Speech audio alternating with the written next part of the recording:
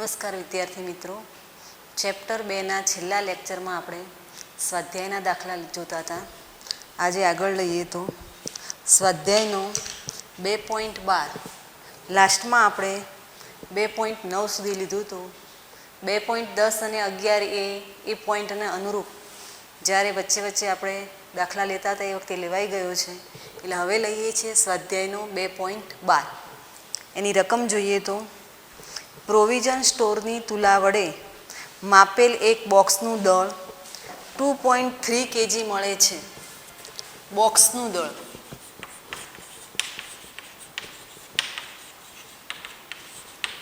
ઘણી બુકમાં 2.3 પાછળ 00 છે, તો એ પ્રિન્ટમાં મિસ્ટેક છે એમ સમજી અને આપણે 2.3 લઈશું તો જ જવાબ મળે છે. એટલે પ્રિન્ટ મિસ્ટેક છે, એટલે બોક્સનું દળ 2.3 kg લઈએ છીએ, નહીં કે 2.300. આગળ જોઈએ રકમમાં તો હવે આ બોક્સમાં 20.15 ગ્રામ અને 20.17 ગ્રામ દળના સોનાના 2 ટુકડા મૂકવામાં આવે છે. તો પ્રથમ ટુકડો એનું દળ છે 2.15 ગ્રામ છે અને બીજો ટુકડો જેનું દળ છે 2.17 ગ્રામ. તો એ બોક્સનું કુલ દળ, બે વસ્તુ શોધવાની છે. બોક્સનું કુલ દળ અને બીમાં શોધવાનું છે યોગ્ય સાર્થક અંક સુધી બંને ટુકડાના દળનું તફાવત કેટલો હશે. તો દળનો તફાવત એટલે આને દળ M1 કહીએ, આને M2 કહીએ, તો આપણે દળ તફાવત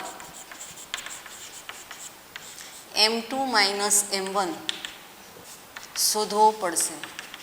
આ સાર્થક અંકનો દાખલો છે, એક બાકી રહી ગયો તો આજે પૂર્ણ કરી દઈએ. બોક્સનું દળ આપણને 2.3 kg આપ્યું છે. એ બોક્સની અંદર સોનાનો ટુકડો છે. પ્રથમ ટુકડાનું દળ 2.15 ગ્રામ છે. હવે અહીંયા આપણે જ્યારે સરવાળા કે બાદબાકી કરીએ છીએ ત્યારે એકમને ધ્યાનમાં ખાસ લેવો પડે છે. એટલે અહીંયા નીચેના જે સોનાના ટુકડાનું દળ જે છે ગ્રામમાં છે, એટલે આપણે એને કેજીમાં કન્વર્ટ કરીશું તો જ ગણી શકાશે. એટલે પ્રથમ કામ કરી દઈએ, આ ગ્રામ છે એને કેજીમાં કન્વર્ટ કરીએ તો 0.00215 kg થાય. એ જ રીતે બીજા ટુકડા માટે 0.00217 kg થાય. પ્રથમ આપણે બોક્સનું કુલ દળ શોધવું છે. તો બોક્સનું કુલ દળ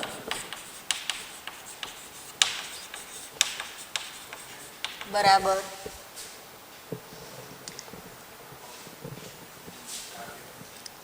બોક્સનું જે આ દળ છે એને આપણે કેપિટલ M કહી દઈએ. તો કુલ દળ બરાબર ખાલી બોક્સનું દળ M પ્લસ પ્રથમ ટુકડાનું દળ M1 અને બીજા ટુકડાનું દળ M2 બને. 2.3 kg છે. M1 છે 0.00215 અને બીજા ટુકડાનું દળ છે 0.00217. તો 12 3 4 0 3 2 kg થાય. આપણે અહીંયા સાર્થક અંકને ધ્યાનમાં લેવાના છે. આપણને ખ્યાલ છે કે અહીંયા સરવાળો કર્યો છે, એટલે સરવાળા અને બાદબાકીના નિયમ એપ્લાઇડ કરવા પડે. સરવાળા અને બાદબાકીના નિયમમાં પોઈન્ટ પછી કેટલા ડિજિટ છે આ ખાસ ધ્યાન રાખીશું. પોઈન્ટ પછીના ડિજિટ, ક્યાંક આપણે સાર્થક અંક પણ બોલીએ છીએ પણ ખાસ ડિજિટ ધ્યાનમાં રાખવાના છે. તો ઓછામાં ઓછા ડિજિટ કયા થાય છે? તો પહેલામાં જોઈ લઈએ 2.3 છે, એટલે પોઈન્ટ પછી એક જ ડિજિટ છે. એટલે આપણે જ્યારે રાઉન્ડ ઓફ કરીએ છીએ ત્યારે સાર્થક અંક સાથે જવાબ શું લખીશું? તો સાર્થક અંક ધ્યાનમાં લેતા કુલ દળ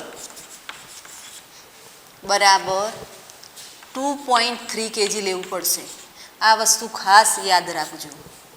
ત્યાર પછી લેવું છે દળનું તફાવત.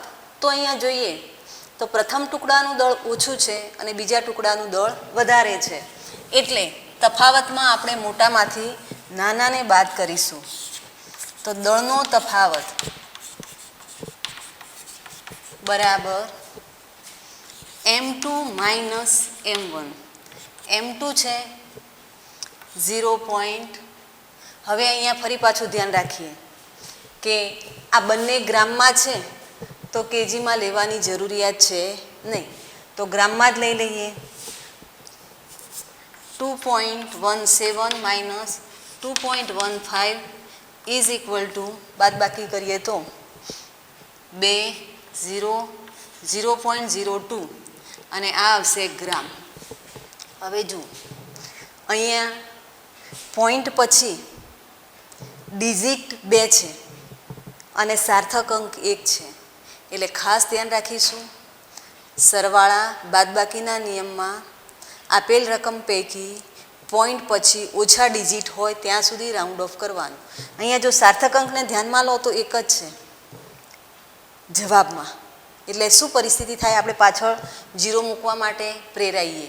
પણ અહીંયા પોઈન્ટ પછી 2 ડિજિટ ધ્યાનમાં રાખો છો, પોઈન્ટ પછી ઓછામાં ઓછા 2 ડિજિટ ધ્યાનમાં રાખો છો, એટલે અહીંયા પોઈન્ટ પછી 2 ડિજિટ જ લેવાનું. જો સાર્થક અંક કરવા બેસીશું તો હકીકતમાં જવાબમાં 1 જ આવે છે, એટલે બીજો 0 મૂકવાની ઈચ્છા થાય. એટલે આ વસ્તુ ખાસ ધ્યાન રાખજો. 2.13 2.14 આ બંને પૂર્ણ કરેલા છે. હવે 2.15 ઉપર જઈએ તો એની રકમ આ પ્રમાણે છે. એક વિદ્યાર્થી ભૌતિક વિજ્ઞાનમાં પ્રચલિત એવા કોઈ કણના ચલિત દળ m અને સ્થિર દળ m0 તથા કણનો વેગ v અને પ્રકાશની ઝડપ c વચ્ચેનો સંબંધ પ્રથમ આલ્બર્ટ આઇન્સ્ટાઈનના વિશિષ્ટ સાપેક્ષતાના સિદ્ધાંતના પરિણામ સ્વરૂપે મેળવેલ હતો. આ સંબંધને લગભગ સાચો યાદ રાખીને લખે છે, પરંતુ અચળાંક સીને ક્યાં મૂકવો તે ભૂલી જાય છે. ટૂંકમાં દળ, સ્થિર દળ, કણનો વેગ અને પ્રકાશની ઝડપ કે પ્રકાશનો વેગ, આ સંબંધ દર્શાવતું સૂત્ર એને લેવાનું હોય છે, પણ યાદ રાખવામાં મિસ્ટેક થાય છે અને ભૂલથી અહીંયા આપણને રકમમાં આપ્યું છે એ સૂત્ર એ પસંદ કરે છે. તો આપણે નક્કી કરવાનું છે કે સી બાય મિસ્ટેકથી રહી ગયું છે તો ક્યાં મૂકીશું. તો અહીંયા આપણે પારિમાણિક વિશ્લેષણના જે ઉપયોગો છે એને ધ્યાનમાં રાખવા પડે. પારિમાણિક વિશ્લેષણના ઉપયોગની અંદર જે બીજો ઉપયોગ છે સમીકરણની યથાર્થતા ચકાસવી, એને ધ્યાનમાં રાખીશું. તો એ જે મિસ્ટેકથી ભૂલી જાય છે એ સમીકરણ કયું છે તો એ આપણને બુકમાં આપી દીધું છે. m is equal to m0 1 minus v square raise to 1/2. ભૂલથી આ પ્રમાણેનું સમીકરણ વિદ્યાર્થી લખી દે છે. તો હવે આ સમીકરણમાં પ્રકાશનો વેગ અથવા પ્રકાશની ઝડપ c ક્યાં આવે એ આપણે પારિમાણિક વિશ્લેષણના જે બીજો ઉપયોગ છે એને ધ્યાનમાં રાખી અને ક્યાં મૂકવું, એનું સ્થાન ક્યાં આવશે એ નક્કી કરવાનું છે. તો અહીંયા જોઈએ પારિમાણિક વિશ્લેષણનો બીજો ઉપયોગ શું કહે છે તો એ સમીકરણની યથાર્થતા ચકાસે છે. અહીંયા જોઈએ તો યથાર્થતામાં જમણી બાજુનું પરિમાણ બરાબર ડાબી બાજુનું પરિમાણ થવું જોઈએ. અહીંયા પહેલાં જોઈએ તો ડાબી બાજુએ શું છે તો દ્રવ્યમાન છે, તો જમણી બાજુએ આપણને જે સમીકરણ આપ્યું છે એનું પરિમાણ એ દળનું પરિમાણ બનવું જોઈએ. તો અહીંયા સમીકરણમાં જોઈએ તો અંશમાં શું છે દળ છે, તો પછી એનો અર્થ એવો થાય કે છેદમાં જે કંઈ છે જે ભૌતિક સમીકરણ છે એ એવું સેટ કરવું પડે કે પરિમાણ રહિત બને. કેમ? તો ડાબી બાજુએ દળનું પરિમાણ છે, જમણી બાજુએ દળનું પરિમાણ બનવા માટે આપણને અંશ મળી રહે છે, તો છેદમાં એવું કંઈક કરીએ કે જેથી એ પદ પરિમાણ રહિત થાય. પહેલી વસ્તુ આ છે. બીજી વસ્તુ કે છેદમાં જોઈએ તો છેદનો નીચેનો જે ભાગ છે એમાં પણ માઇનસનું ચિહ્ન આવે છે અને આપણને ખ્યાલ છે કે સરવાળા અને બાદબાકી ત્યારે જ થાય કે જે ભૌતિક રાશિઓ છે એના પરિમાણ સરખા થાય. તો છેદને માત્ર છેદને ધ્યાનમાં રાખીએ તો પણ આપણને સમજણ પડી જાય છે, માત્ર છેદ માટે જોઈએ તો 1 minus v square 1 minus v square. તો અહીંયા જોઈએ તો 1 એ પરિમાણ રહિત છે અને વી સ્ક્વેર એટલે એ વેગ છે અને એનું પરિમાણ થાય છે વી સ્ક્વેર. ખાસ ધ્યાન આપીશું m0 L2 t-2. તો એવું બને કે આ પદ જે વી સ્ક્વેર છે એને પરિમાણ રહિત બનાવવું હોય તો એની સાથે એની છેદમાં જેટલું વી સ્ક્વેરનું પરિમાણ છે એટલું જ પરિમાણ મૂકવું પડે. હવે શૂન્યાવકાશમાં પ્રકાશનો જે વેગ કે ઝડપ છે એ બાય મિસ્ટેકથી રહી ગયું છે તો ક્યાં મૂકી શકીએ? તો પ્રકાશના વેગને આપણે નીચે મૂકવો પડે અને એ પણ એકલું સી મૂકીએ તો ન ચાલે.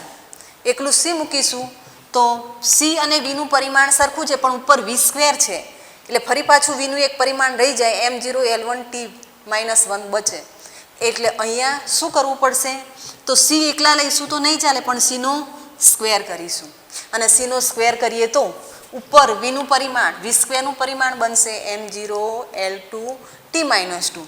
એ જ રીતે છેદમાં સી સ્ક્વેરનું પરિમાણ બનશે m0 L2 t-2.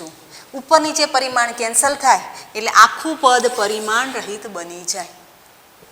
અહીંયા 1 છે એ તો ઓલરેડી પરિમાણ રહિત છે તો પહેલું પદ પણ પરિમાણ રહિત, બીજું પણ પદ પરિમાણ રહિત એટલે નીચેનો છેદ આખો પરિમાણ રહિત બની જાય.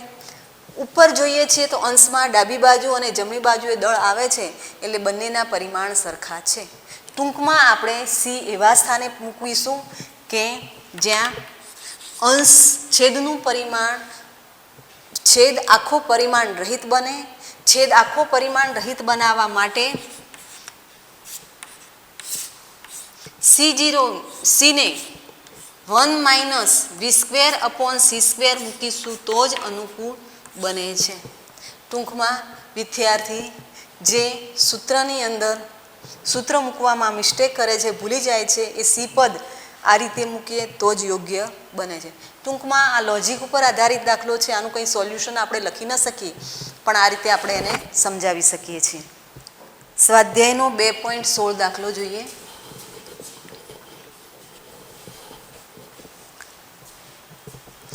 પરમાણ્વીય માપક્રમની લંબાઈનો સુવિધાજનક એકમ એંગસ્ટ્રોમ છે અને તેને 1 એંગસ્ટ્રોમ બરાબર 10⁻10 મીટર 1 એંગસ્ટ્રોમ બરાબર 10⁻10 મીટર આ સંબંધ આપણને ખ્યાલ હોવો જોઈએ દ્વારા દર્શાવાય છે. હાઇડ્રોજન પરમાણુનો વિસ્તાર 0.5 એંગસ્ટ્રોમ છે.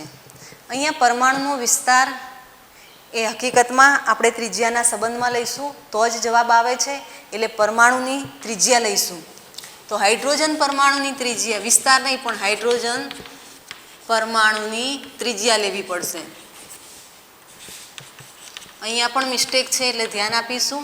હાઇડ્રોજન પરમાણુની ત્રિજ્યા આપણને બુકમાં આપી છે 0.5 એંગસ્ટ્રોમ છે એટલે 10⁻10 મીટર એસઆઈમાં કન્વર્ટ કરી દઈએ.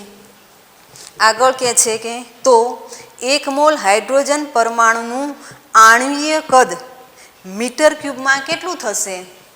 તો 1 મોલ હાઇડ્રોજન પરમાણુનું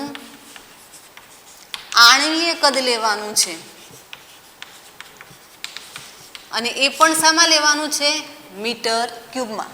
એટલે અહીંયા આપણે ત્રિજ્યા મીટર ક્યુબમાં બનાવી દીધી.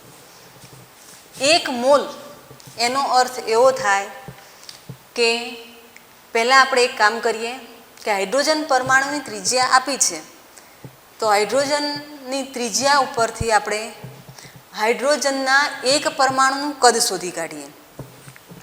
તો હાઇડ્રોજનના એક પરમાણુનું કદ વી બરાબર સૂત્ર આપણને ખ્યાલ છે આને V1 કહીએ અને 1 મોલ માટે વી લઈ લઈએ તો સૂત્ર આવશે ગોળો ગણવાનો છે 4/3 પાઈ r3. r લેવાના છે 0.5 અને 10⁻10 ઘાતનો ક્યુબ છે અહીંયા મિસ્ટેક ન થાય એ ધ્યાન રાખીશું. હવે ગણતરી આપણે કેલ્સીની મદદથી જ કરવાની છે, એટલે ગણતરી કરી દઈએ.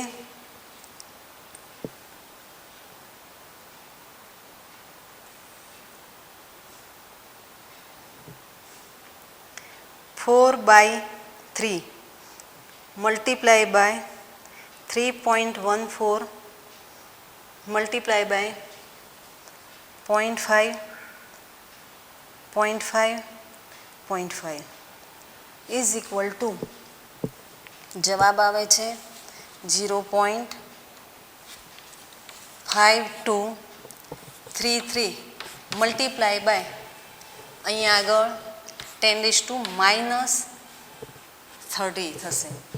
કદ શામાં મેળવ્યું? મીટર ક્યુબમાં.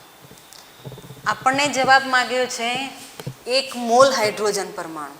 તો આપણને ખ્યાલ હોવો જોઈએ કે 1 મોલ જથ્થાની અંદર હાઇડ્રોજનના કેટલા પરમાણુ છે, તો એવો ગળદો અંક Na જેટલા થાય અને Naની કિંમત પણ આપણને ખ્યાલ હોવી જોઈએ. Na બરાબર 6.023 મલ્ટીપ્લાય બાય 10⁻23 થાય. તો 1 મોલ હાઇડ્રોજનમાં 1 મોલ હાઇડ્રોજન પરમાણુની સંખ્યા બરાબર Na બરાબર 6.023 મલ્ટીપ્લાય બાય 10⁻23 થશે. હવે એકનું કદ 0.5233 મલ્ટીપ્લાય બાય 10⁻³ છે, તો પછી Naનું કેટલું થાય? તો 1 મોલ હાઇડ્રોજન પરમાણુનું કુલ કદ અથવા પરમાણુનું આણ્વીય કદ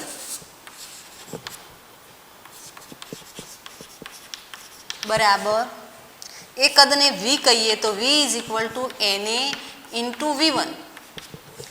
Na છે 6.023 10⁻23 અને V1 છે 0.5233 મલ્ટીપ્લાય બાય 10⁻³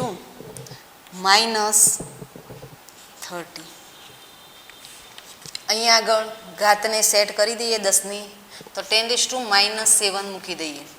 હવે આ બંનેનો ગુણાકાર લઈ લઈએ. એ ગણતરી પણ કેલ્સીની મદદથી જ કરવી પડશે. 6.023 મલ્ટીપ્લાય બાય 0.5233 તો જવાબ આવે છે 3.1518. પાછળ પોઈન્ટ બહુ લખતા નથી, બરાબર. તો 1 મોલ હાઇડ્રોજન પરમાણુનું આણ્વીય કદ V શામાં મળશે આપણને? મીટર ક્યુબમાં. તો આ રીતે પ્રથમ હાઇડ્રોજન પરમાણુ એક પરમાણુનું કદ શોધ્યું. 1 મોલનું કદ કેટલું થાય? તો 1 મોલની અંદર રહેલા અણુઓની સંખ્યા આપણે જાણીએ છીએ. અણુઓની સંખ્યા ગુણ્યા 1 હાઇડ્રોજન પરમાણુનું કદ. આ રીતે 1 મોલ જથ્થાની અંદર રહેલા હાઇડ્રોજન પરમાણુનું આણ્વીય કદ 3.1518 મલ્ટીપ્લાય બાય 10⁻⁻7 મીટર ક્યુબ બનશે. હવે આના જવાબની જરૂરિયાત છે, એટલે આ દાખલો આ રીતે રાખી અને આગળના દાખલા ઉપર જઈએ. તો પછીનો છે 2.17, સ્વાધ્યાયનો દાખલા નંબર 2.17 જોઈએ. તો 2.17માં આપણને રકમમાં આ રીતે બતાવે છે 1 મોલ આદર્શ વાયુ પ્રમાણભૂત તાપમાને અને દબાણે 22.4 લીટર જગ્યા રોકે છે. આ 22.4 લીટર જે જગ્યા છે એ એનું મોલર કદ છે. 1 મોલ જથ્થા દ્વારા રોકાયેલું કદ 22.4 લીટર છે. મોલર કદ બરાબર 22.4 લીટર છે. આપણે આને લીટરમાં રાખીશું તો ગણતરીમાં ચાલશે નહીં, એટલે એને મીટરમાં કન્વર્ટ કરવું પડે. કદ છે એટલે મીટર ક્યુબ કરવું પડે. તો અહીંયા યાદ હોવું જોઈએ. અને ઘણીવાર આ ટાઈપનું પાછળ છેલ્લું જે ચેપ્ટર છે એમાં પણ જરૂરિયાત પડે છે લીટરનું મીટર ક્યુબમાં કે સેમી ક્યુબમાં કન્વર્ટ કરવાનું. તો અહીંયા જ યાદ રાખી દઈએ છીએ કે 1 લીટર બરાબર 10⁻³ મીટર ક્યુબ અને 1 લીટર બરાબર 10⁻³ સેમી ક્યુબ થાય. આપણે મીટર ક્યુબમાં જોઈએ છે એટલે -3 મૂકી દઈએ તો 22.4 × 10⁻³ મીટર ક્યુબ. આ છે મોલર કદ. ત્યાર પછી રકમમાં આગળ જોઈએ તો 1 મોલ હાઇડ્રોજન વાયુ માટે મોલર કદ અને પરમાણ્વીય કદનો ગુણોત્તર શું થશે? તો પરમાણ્વીય કદ, આણ્વીય કદ, અણુ કહો કાં તો પરમાણુ. અણુ પણ પરમાણુ ભેગા થઈ અને બને છે એટલે અહીંયા બહુ ફરક પડશે નહીં. આને પરમાણ્વીય કદ કે આણ્વીય કદ કહીશું તો ચાલશે. અને બીજું કે હાઇડ્રોજન પરમાણુ માટે છે એટલે આગળ દાખલામાં આપણે મેળવી લીધેલું છે એટલે અહીંથી સીધો જવાબ લઈ લઈએ છીએ કે 1 મોલ હાઇડ્રોજન પરમાણુનું પરમાણ્વીય કદ કેટલું થાય છે? તો 3.1518 × 10⁻⁷ મીટર ક્યુબ થાય છે. એટલે અહીંયા સીધું લઈ લઈએ કે હાઇડ્રોજન પરમાણુનું 1 મોલ હાઇડ્રોજન પરમાણુનું પરમાણ્વીય કદ બરાબર 3.1518 × 10⁻⁷ મીટર ક્યુબ. મોલર કદ 22.4 લીટર, એને મીટર ક્યુબમાં કન્વર્ટ કરી દીધું. 1 મોલ હાઇડ્રોજન પરમાણુનું પરમાણ્વીય કદ ફરી ગણવા બેસતા નથી. તમારે જો દાખલો પૂછાય તો તમારે ગણી લેવાનું, પણ અગાઉ દાખલામાં મળે છે એટલે ફરી ગણતા નથી. પરમાણ્વીય કદ આટલું આપ્યું છે. હવે શું કરવાનું છે? તો હવે હાઇડ્રોજન વાયુ માટે મોલર કદ અને પરમાણ્વીય કદનો ગુણોત્તર શું થશે એ ગુણોત્તર શોધવો છે. બીજી વસ્તુ, શા માટે આ ગુણોત્તર ઘણો મોટો છે? તો ગુણોત્તર મોટો કેમ બને છે એ આપણે એનો જવાબ આપવો છે. તો સૌ પ્રથમ આપણે લઈએ છીએ પહેલાં છે મોલર કદ. તો મોલર કદ ભાગ્યા પરમાણ્વીય કદ. તો મોલર કદ છે 22.4 10⁻³ અને પરમાણ્વીય કદ છે 3.1518 10⁻⁷. આપણે પહેલાં ઘાત લઈ લઈએ તો ઉપર લઈ જઈશું તો 10:4 થઈ જશે એટલે અહીંયા 10:4 લખી દઈએ. હવે ગુણોત્તર કેલ્સીની મદદથી કરીએ. લગભગ 7 ઉપરનો જવાબ આવશે. 22.4 ભાગ્યા 3.1518 તો જવાબ આવે છે 71070 ગુણ્યા 10,000 કરી દઈએ.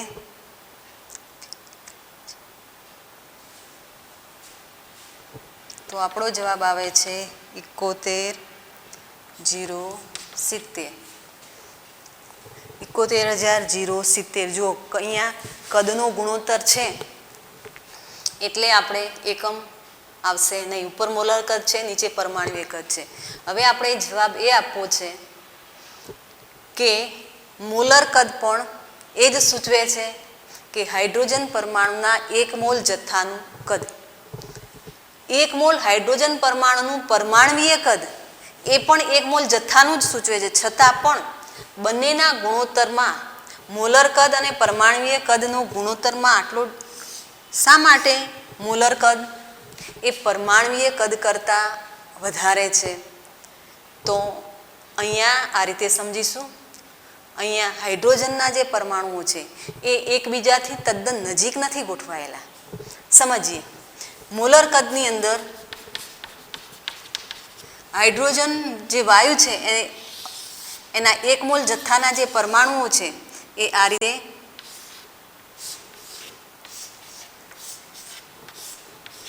છૂટા છૂટા ગોઠવાયેલા હોય છે. હવે આપણે જે પરમાણ્વીય કદ શોધ્યું એમાં શું કર્યું? તો એક પરમાણુનું કદ આટલું હતું, એને n સાથે ગુણી દીધું. એટલે n સાથે ગુણ્યું એનો અર્થ એવો થયો કે એક પરમાણુ અહીંયા ગોઠવ્યો છે બીજું પરમાણુ અહીંયા ગોઠવ્યું છે, ત્રીજો પરમાણુ અહીંયા ગોઠવ્યો છે, ચોથો પરમાણુ આ રીતે ગોઠવ્યો છે. આમ બધા આ રીતે n પરમાણુ ગોઠવી અને પછી આપણે કદ મેળવીએ છીએ. વાસ્તવમાં એના જે પરમાણુ છે છૂટા છૂટા હોય છે. પરમાણુ વચ્ચે જે પરમાણવીય અંતરો હોય છે એ ઘણા વધારે હોય છે. આપણે એવું કોઈ અંતર ધ્યાનમાં જ લીધું નથી, માત્ર એકનું કદ ગુણ્યા એનનું કદ, એટલે આપણને જે કદ મળે છે એ કદ ઘણું જ ઓછું, છેદનું ઘણું ઓછું મળે છે. વાસ્તવમાં અંશમાં ખૂબ મોટું હોય છે, એટલે બંનેનો ગુણોત્તર વધી જાય છે. બરાબર, વાસ્તવિક આ છે. આપણે જ્યારે પરમાણુય કદ કાઉન્ટ કરીએ છીએ ત્યારે આ રીતે ધ્યાનમાં લીધું છે, એટલે જવાબનો ગુણોત્તર જે આવે છે વધી જાય છે. ત્યાર પછી આગળ જોઈએ તો 2.19 અને 2.20 આ બંને દાખલા જ્યારે પોઈન્ટ ચાલુ થયો ત્યારે બંને ગણાઈ ગયા છે, અગાઉના લેક્ચરમાં આવી ગયા છે. ત્યાર પછી આગળ જોઈએ તો 2.21 તો ભૌતિક રાશિના માપનમાં સચોટતા હોવી તે વિજ્ઞાનની આવશ્યકતા છે. ઉદાહરણ તરીકે કોઈ વિમાનની ઝડપ નક્કી કરવા માટે ખૂબ જ સૂક્ષ્મ સમય અંતરાલોએ તેના સ્થાન નક્કી કરવા માટે એક ચોક્કસ પદ્ધતિ હોવી જોઈએ. બીજા વિશ્વયુદ્ધમાં રડારની શોધ પાછળ આ જ પ્રયોજન હતું. આધુનિક વિજ્ઞાનમાં એવા જુદા જુદા ઉદાહરણો વિશે વિચારો જેમાં લંબાઈ, સમય, દ્રવ્યમાન વગેરેના સચોટ માપનની આવશ્યકતા હોય છે. જો કે આ ઉપરાંત શક્ય હોય ત્યાં સચોટતાના માત્રાત્મક વિચારો આપી શકો છો. અહીંયા આપણને રકમનું શું, એનો ઉદ્દેશ શું છે, શું કહેવા માગે છે એ સમજીએ તો આપણને 3 ભૌતિક રાશિઓ દળ આપ્યું છે, લંબાઈ આપી છે અને સમય આપ્યું છે. આ 3ની વધારેમાં વધારે સચોટતા બતાવતા હોય એવા એક ઉદાહરણ ધ્યાનમાં લઈ અને 3 બાબતો આપણે સમજાવી છે. તો પહેલું જ લઈએ છીએ, લંબાઈનો ઉલ્લેખ કરે છે. તો લંબાઈ, પછી લઈએ સમય અને પછી લઈએ દળ. તો લંબાઈનું સચોટ માપન કરવા માટે આપણને ખબર છે કે જેટલું સૂક્ષ્મ માપ હશે એટલી સચોટતા વધે છે. તો અહીંયા લંબાઈની સચોટતા સમજાવવા માટે આપણે એક ઉદાહરણ લઈએ લેસર કિરણોનું. લેસિક સર્જરી તમે આગળ જોઈ શકો છો અને તમને ખ્યાલ પણ હશે, 10મા સુધી કદાચ આવી ગયું હશે. તો આંખની અંદર નંબર નીકાળવા માટે જે લેસિક સર્જરી કરાવીએ છીએ તે લેસર કિરણો. તો આ જે લેસર કિરણો છે એ લેસર કિરણોની અંદર લંબાઈની સૂક્ષ્મ માપ, ખૂબ જ લંબાઈનું સૂક્ષ્મ માપ લેવાનું હોય છે અને એ 1 એંગસ્ટ્રોમ એટલે 10⁻⁻10 મીટર. તો લેસર કિરણોની અંદર લંબાઈના સૂક્ષ્મ માપ 10⁻⁻10 મીટરની સચોટતાથી કામ કરવામાં આવે છે. એટલે કે ખૂબ જ સૂક્ષ્મ લંબાઈ ધ્યાનમાં રાખીને લેસર કિરણો દ્વારા સર્જરી અથવા અન્ય કામ કરી શકાય છે. તો લંબાઈની સચોટતા માટે આપણે 10⁻⁻10 મીટર અને ઉદાહરણ તરીકે લેસર કિરણ લીધા. સમય, તો સમયની અંદર જોઈએ તો સેટેલાઇટની અંદર સેટેલાઇટ લોન્ચિંગમાં એ જ્યારે કોઈ ઓર્બિટમાં ભ્રમણ કરતો હોય ત્યારે સમયને બહુ જ ધ્યાન આપવાનું હોય છે, સૂક્ષ્મ સમયને ધ્યાનમાં રાખવાનો હોય છે.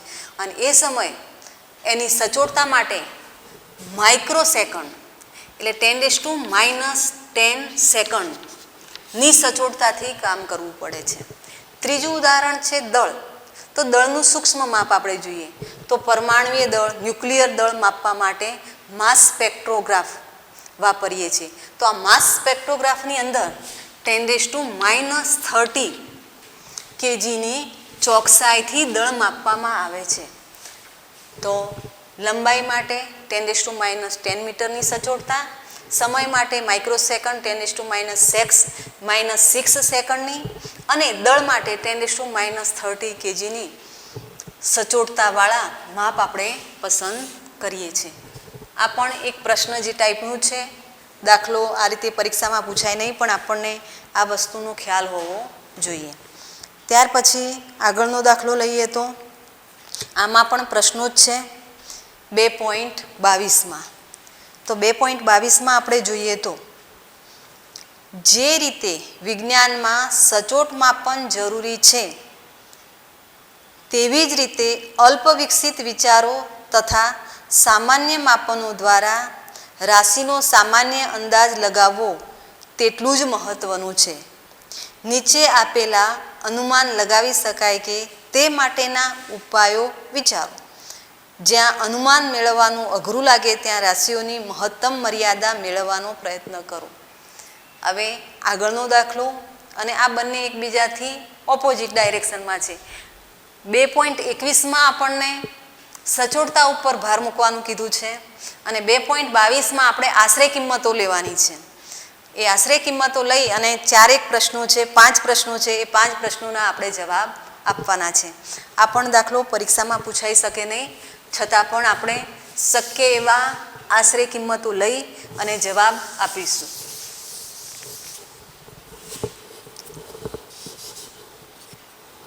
તો સ્વાધ્યાયનો 2.22 પહેલો પ્રશ્ન છે, વર્ષા ઋતુના સમયમાં ભારત ઉપર છવાયેલ વરસાદી વાદળોનું કુલ દ્રવ્યમાન.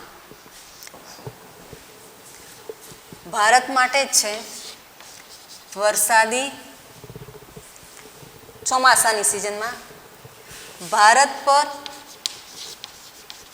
છવાયેલ વાદળોનું દ્રવ્યમાન.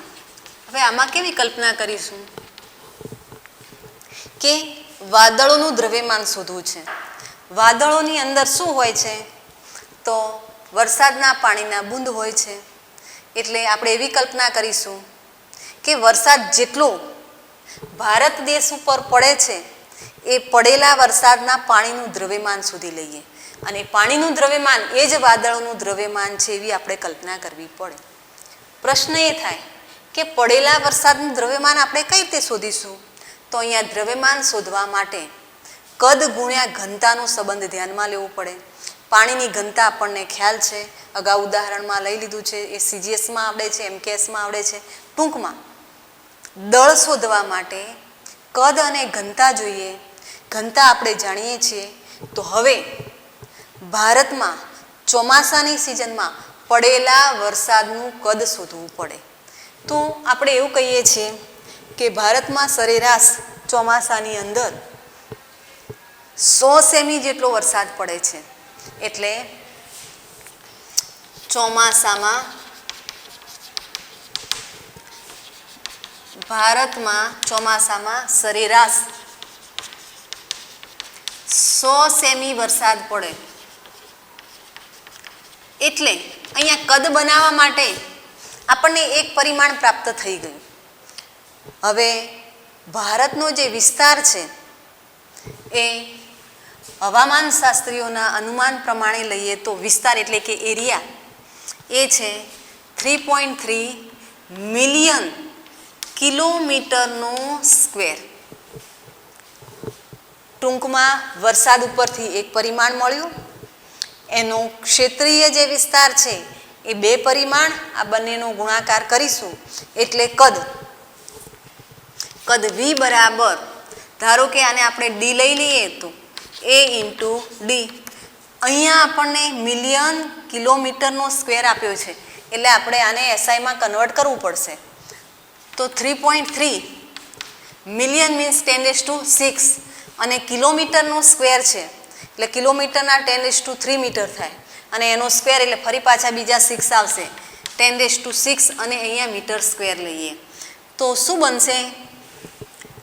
તો 3.3 10⁻12 મીટર સ્ક્વેર. જોઈ લઈએ ચોમાસાની અંદર પડતા સરેરાશ વરસાદ એ આપણને એક પરિમાણ આપે છે, 100 સેમી છે. જે ભારતનો ક્ષેત્રીય વિસ્તાર છે બરાબર વરસાદ પડે એવો તો 3.3 છે. એના ઉપરથી આપણને બીજું 2 પરિમાણ મળે છે, એ મળી જાય છે 3.3 10⁻12 મીટર સ્ક્વેર. તો હવે જે કદ વી છે એ કેટલું બનશે? તો વી બરાબર અહીંયા 100 સેમી છે એટલે 1 મીટર લઈ લઈએ તો 3.31 મીટર કરી દઈએ. 10⁻12 ગુણ્યા 1. તો વરસાદી વિસ્તારનું કદ,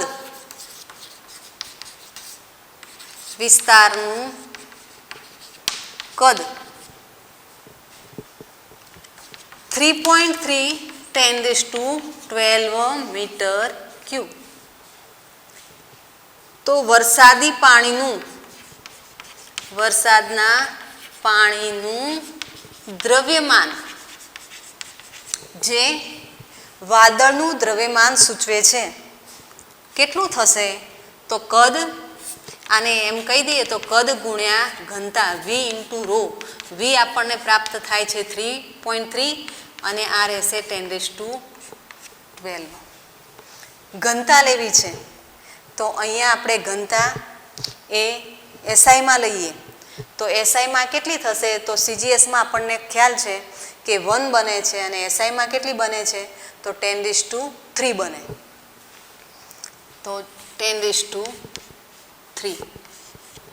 તો જવાબ આવશે 3.3 10⁻15 અને દળ છે એટલે એકમ આવશે કિલોગ્રામ. તો વરસાદના પાણીનું દ્રવ્યમાન આપણને પ્રાપ્ત થાય છે 3.3 મલ્ટીપ્લાય બાય 10⁻15 કેજી. એ શું આપે છે? તો છવાયેલા વાદળનું દ્રવ્યમાન બરાબર વાદળનું દ્રવ્યમાન. લોજિક પ્રમાણે આશરે કિંમતો લઈ અને આપણે કામ કરવાનું છે. તો એ પ્રશ્નનો જવાબ આ રીતે આપીશું. આગળ જોઈએ બી. બીમાં આપણને કહે છે કે કોઈ હાથીનું દ્રવ્યમાન,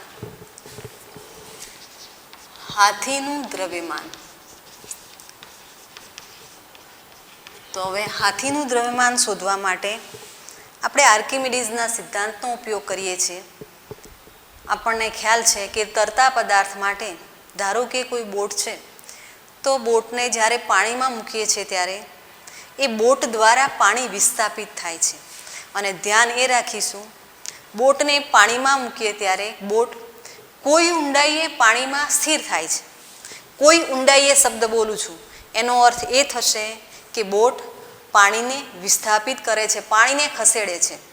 અને ખસેડેલા પાણીનું કદ બરાબર બોટનો જેટલો ભાગ પાણીની અંદર ડૂબ્યો છે એનું કદ થાય. તો ધ્યાન અહીંયા આપીએ કે હાથીનું દ્રવ્યમાન શોધવા માટે પ્રથમ આપણે બોટને પાણીમાં મૂકીશું ત્યારે એ બોટનું જે ક્ષેત્રફળ છે, ધારો કે એ છે, એ બોટ D1 ઊંડાઈ સુધી પાણીમાં જાય છે અને પછી સ્થિર થઈ જાય છે. તો વિસ્થાપિત થયેલા પાણીનું કદ કેટલું થાય? તો બોટ દ્વારા વિસ્થાપિત પાણીનું કદ બરાબર, આને V1 કહી દઈએ. તો બોટનું ક્ષેત્રફળ એ લીધું અને D1 ઊંડાઈ સુધી બોટ અંદર જાય છે એટલે એ D1 થાય. હવે આ બોટની અંદર હાથીને બેસાડવામાં આવે, હાથીને ચડાવવામાં આવે તો સ્વાભાવિક છે કે હાથીનું દળ વધારે છે. એટલે હાથી જ્યારે બોટ ઉપર મૂકીએ છીએ ત્યારે વધારે પ્રમાણમાં પાણી વિસ્થાપિત થશે. હાથી ચઢાવ્યા પછી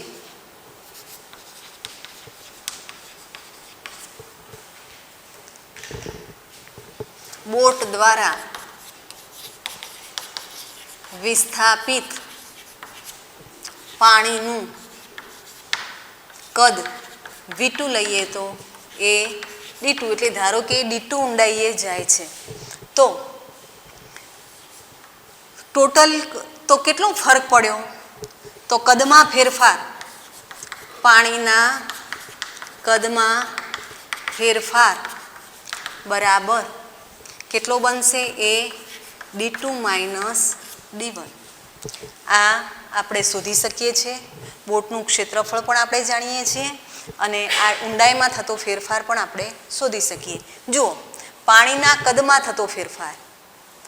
હવે શું કરીશું?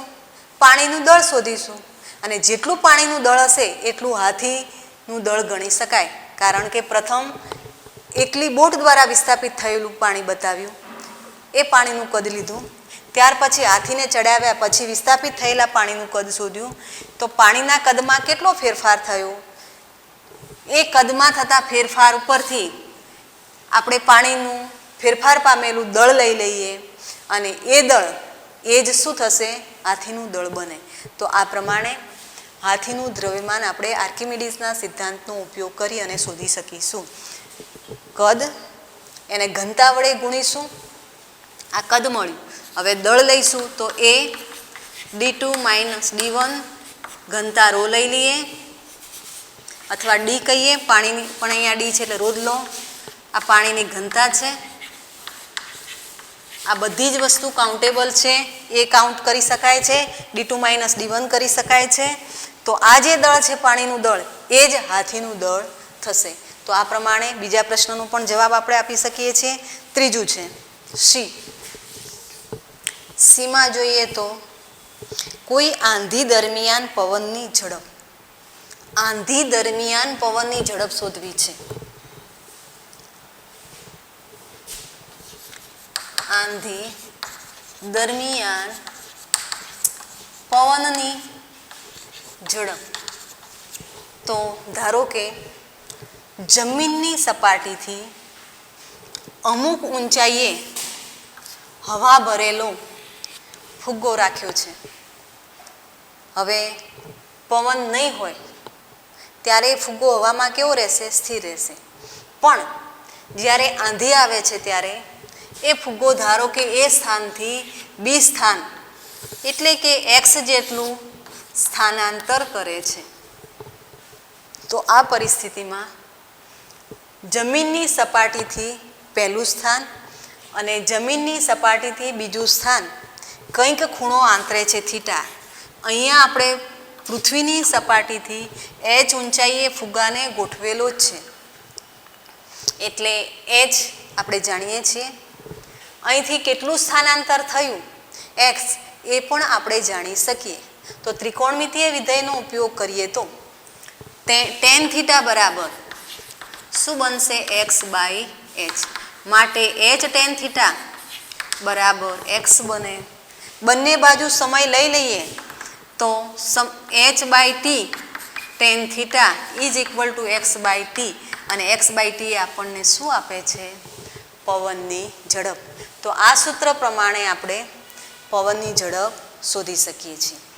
ત્યાર પછી જોઈએ તો ડી, તમારા માથાના વાળની સંખ્યા. માથાના વાળની સંખ્યા શોધવાની છે.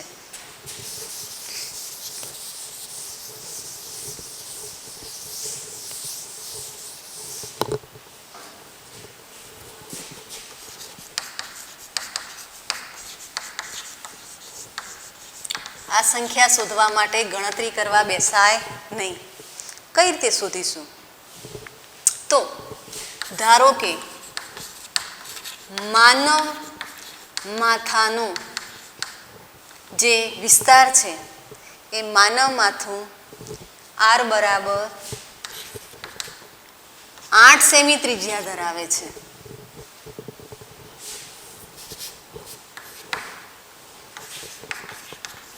એટલે કે 8 સેમી ત્રિજ્યાનો માનવ માથામાં જે બાલ છે એ બાલ કેટલા સેમી ત્રિજ્યા આંતરે છે, તો 8 સેમી ત્રિજ્યા. હવે આ 8 સેમી ત્રિજ્યાની અંદર જે બાલ છે, ધારો કે આવું દોરવું શક્ય છે નહીં પણ સમજવા માટે સમજી લઈએ. આ રીતે છે. હવે આપણે એક કામ કરીએ કે એ બાલ જે વાળ છે માથાના એને કેટલો વિસ્તાર આંતર્યો, તો એની ત્રિજ્યા 8 આપી છે. તો બાલ દ્વારા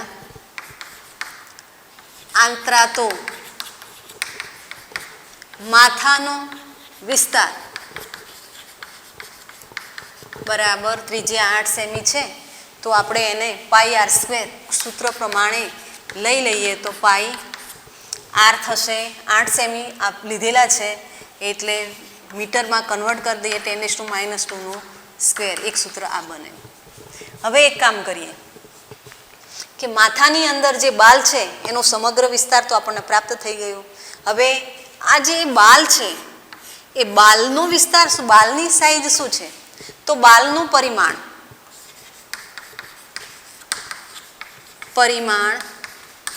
એટલે વ્યાસ થશે, વ્યાસ ધારો કે 10⁻⁵ સેમી છે, તો એની ત્રિજ્યા કેટલી થાય, તો 5⁻⁵ સેમી થાય. તો પછી બાલનો વિસ્તાર એનું જે ક્ષેત્રફળ છે, બાલનું ક્ષેત્રફળ એ બરાબર કેટલું લઈશું, પાઈ અને આનો સ્ક્વેર થાય. ટૂંકમાં એક બાલનો વિસ્તાર અને માથાની અંદર જેટલા વિસ્તારમાં બાલ છે એનો વિસ્તાર મળી ગયો. તો ટોટલ વિસ્તારને એક બાલના વિસ્તાર વડે ભાગીએ તો બાલની સંખ્યા આપણને પ્રાપ્ત થાય. માટે બાલની સંખ્યા બરાબર આને આપણે A1 કહી દઈએ અને આને કહીએ A2. માથામાં બાલનો કુલ વિસ્તાર A1 ભાગ્યા એક બાલનો વિસ્તાર A2. તો A1 છે પાઈ 8 × 10⁻² અને એક બાલ માટે પાઈ 5 × 10⁻⁵². પાઈ પાઈ જશે, 64, 25, 10ની ઘાત જોઈ લઈએ તો અહીંયા -4 થાય, અહીંયા -10 થાય, ઉપર જાય એટલે મિલિયન થઈ જાય, 10�6 થઈ જાય. બંને ક્ષેત્રફળ છે, કેલ્સીથી ગણતરી કરી નાખીએ તો 2 ઉપર કંઈક આવતું હશે.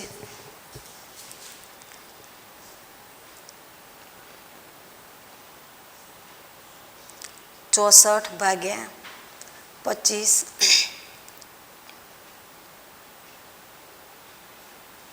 તો 2.56 મિલિયન. ટૂંકમાં 8 સેમી ત્રિજ્યાના વિસ્તારમાં જો બાલ ઉગેલા હોય તો એની અંદર રહેલા બાલની સંખ્યા 2.56 10⁶ બને છે. ત્યાર પછી આગળ જોઈએ તો ખંડમાં વાયુના અણુઓની સંખ્યા. હવે વાયુના અણુઓની સંખ્યામાં આપણે 1 મોલ વાયુનો અંદર STP સ્ટાન્ડર્ડ ટેમ્પરેચર એન્ડ પ્રેશરમાં 1 મોલ જથ્થાની અંદર વાયુના અણુઓ જે છે એ આપણે જાણીએ છીએ. 1 મોલ જથ્થામાં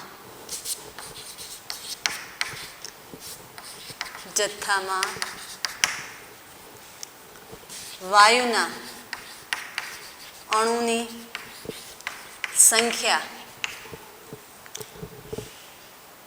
1 મોલ કદમાં લખીએ. કદમાં વાયુના અણુઓની સંખ્યા કેટલી છે એને.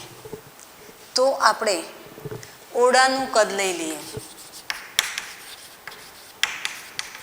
તો ધારો કે એની લંબાઈ છે 10 મીટર, એની પહોળાઈ પણ 10 મીટર લઈ લઈએ અને એની ઊંચાઈ 5 મીટર લઈ લઈએ. તો ઓરડાનું કદ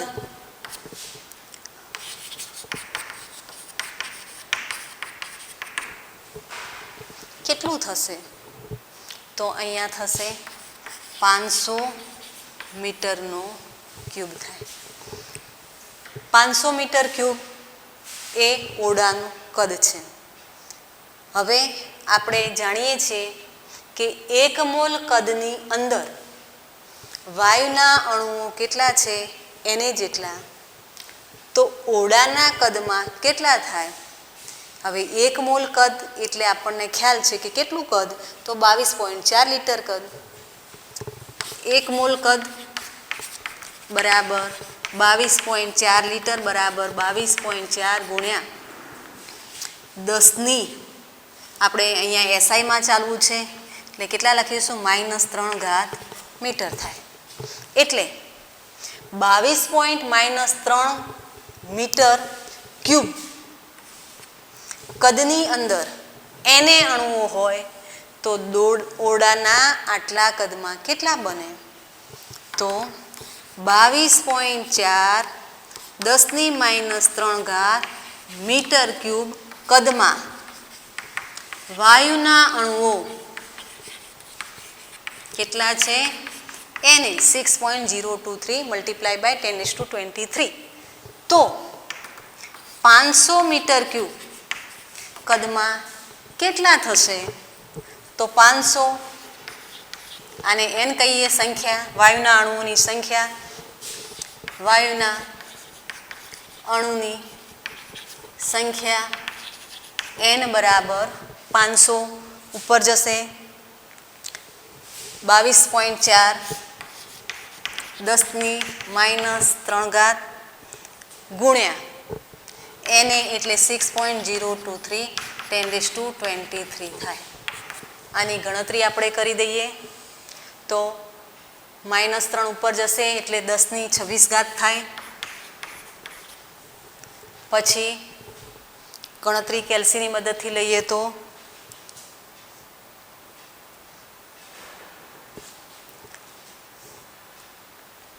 500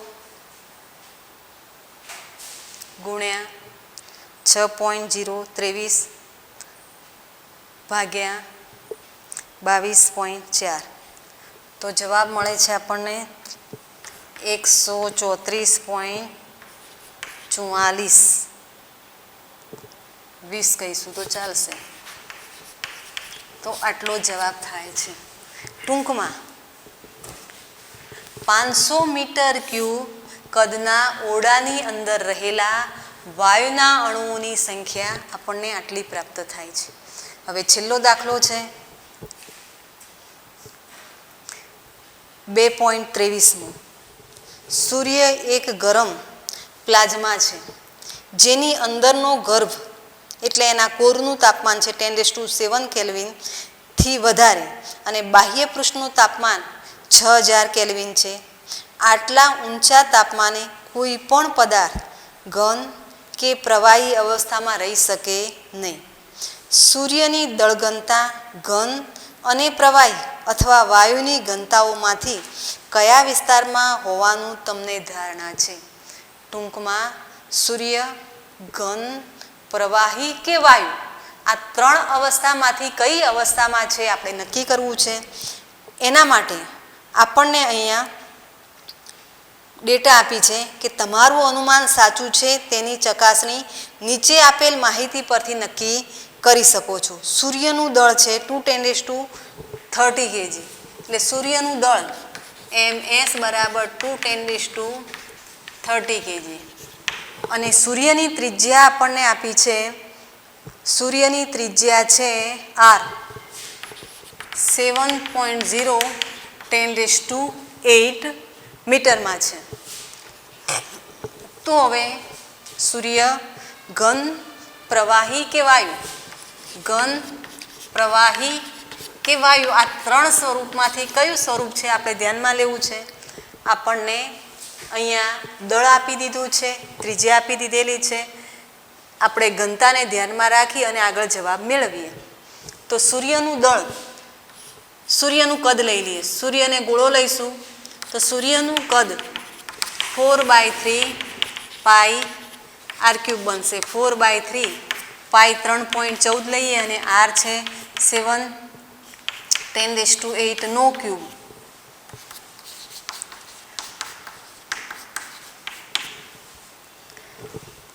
ત્રણની ગણતરી લઈ લઈએ તો કેલ્સીની મદદથી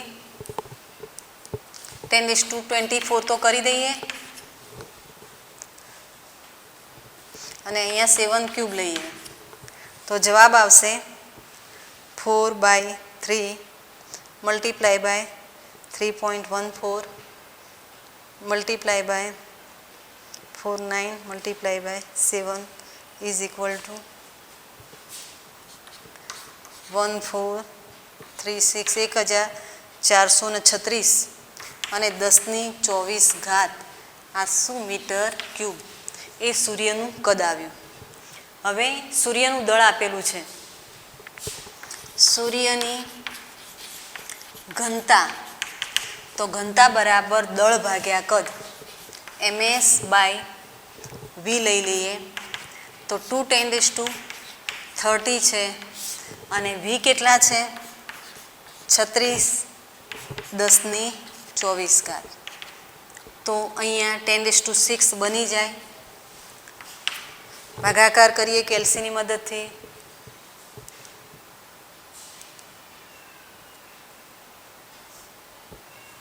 તો 2/1436 ઇઝ ઇક્વલ ટુ 0.00139.